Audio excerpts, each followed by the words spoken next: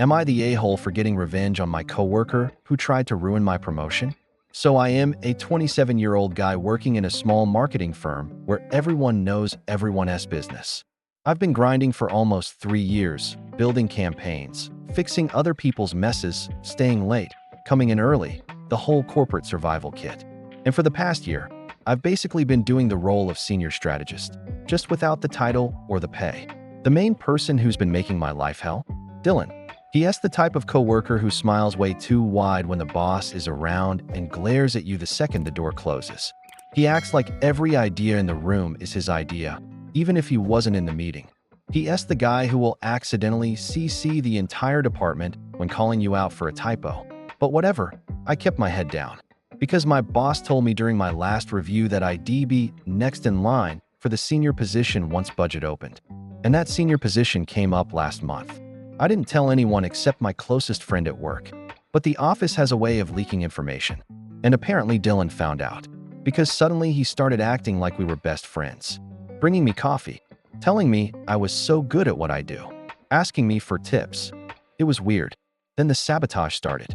I was working on a huge pitch deck, my make-or-break moment. If I nailed this, the promotion was basically guaranteed. The night before the big presentation, I left the file on our shared drive. I triple-checked it. Everything was polished. Graphs perfect. Transitions clean. Script ready. Morning comes. I load the deck. And it's empty. Like completely wiped. Every slide blank. Even the title. At first I thought it was corruption or a glitch. But then I checked the version history. Someone had logged in at 2:13 a.m. and overwritten the entire deck with blank slides and saved it. Guess whose username was in the version history? Yep, Dylan. I confronted him in the hallway and he had the nerve to shrug and say, "Oh man, that sucks. Maybe you should have backed it up. Hope the boss doesn't think you're irresponsible." And he walked away smiling. I wanted to explode, but I held it in because I still had 45 minutes before the meeting. I rebuilt what I could from memory and delivered the best pitch possible under pressure. It wasn't perfect, but it was enough. My boss said she was impressed I held it together despite unexpected issues. But I wasn't going to let it go. Not this time. The revenge, we had an internal skills assessment coming up, basically a test to measure who was qualified for leadership roles. It was part written, part practical, completely confidential. Except, Dylan bragged about it loudly during lunch, saying, "I'll ace it." I mean, who else deserves to lead besides me? Certainly not some people who can't even save a PowerPoint. And that's when the idea came to me. Our company has a cloud system with individual directories, but there's also an open access training folder where people dump templates, guides, notes, completely unmonitored. Anyone can put anything there. So I created something. A document named Leadership Assessment Answers, final.docs. Inside the file, I wrote a bunch of fake answers, completely wrong, intentionally misleading responses. Stuff that would tank anyone who memorized it.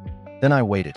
It took 2 days before I saw him scrolling through the shared folder, eyes lighting up when he clicked my decoy document. He literally looked around to make sure no one saw him discovering forbidden treasure. He copied it to his desktop. I didn't say a word. The day of the assessment arrives. Everyone takes the test quietly.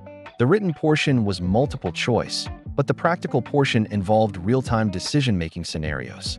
Afterward, the evaluators pulled Dylan aside. For almost an hour. Apparently, he performed spectacularly bad. Like, how did you get hired bad? Every choice he made was the exact opposite of what a leader should do. He contradicted himself.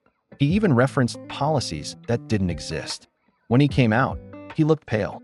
Later that day, HR sent out the scores. I passed with flying colors.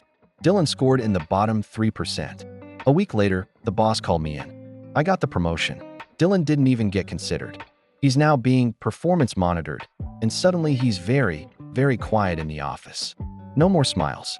No more fake friendliness. No more sabotage. But some coworkers started whispering that I must have done something since Dylan's fall from grace was so sudden. One of them even asked if I felt guilty. That made me wonder, am I the a-hole for setting a trap he walked into? Or was it fair revenge for him trying to torpedo my career first? Thanks for watching. Tap like and subscribe if you're into wild Reddit drama. Speech Balloon got an opinion? Drop it in the comments. I'd love to hear what you would have done.